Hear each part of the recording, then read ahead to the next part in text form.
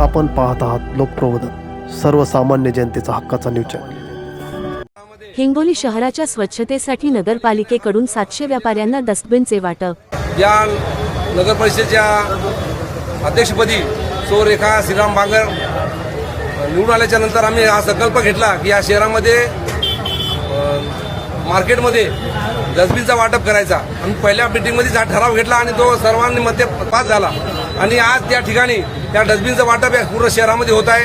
व्यापाऱ्यांना, हर दुकानदारांना आम्ही डस्टबिन देणार आहोत आणि या डस्टबिनमध्येच आपला ज्या दुकानाचा कचरा पडणार, ज्या आपल्या परिसराला कचरा पडणार, या दुकानदारांनी आपला या रस्त्यावर न टाकता या डस्टबिनमध्ये कचरा टाकावा। हिंगोली शहर अधिक स्वच्छ, सुंदर व कचरामुक्त ठेवण्याच्या उद्देशाने हिंगोली नगरपालिकेच्या वतीने शहरातील सुमारे 700 व्यापाऱ्यांना डस्टबिनचे वाटप करण्यात आले। या उपक्रमामुळे बाजारपेठ परिसरात घाण टाकण्याचे प्रमाण कमी होऊन स्वच्छता राखण्यास मोठी मदत होणार असल्याचे नगरपालिकेकडून सांगण्यात आले। शहरातील व्यापाऱ्यांनी आपल्या दुकानासमोर कचरा टाकता तो डस्टबिनमध्येच टाकावा, तसेच ओला व सुका कचरा वेगळा ठेवण्याचे आवाहन यावेळी करण्यात आले। डस्टबिनचं वाटप या ठिकाणी करण्यात येत आहे।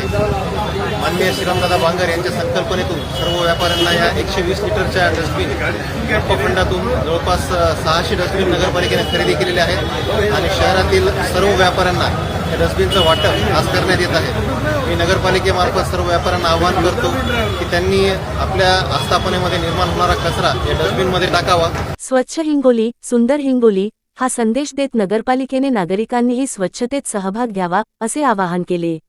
लोकप्रबोधन मराठी न्यूज नेटवर्क महाराष्ट्रसाठी प्रतिनिधी सचिन मुधळे, हिंगोली।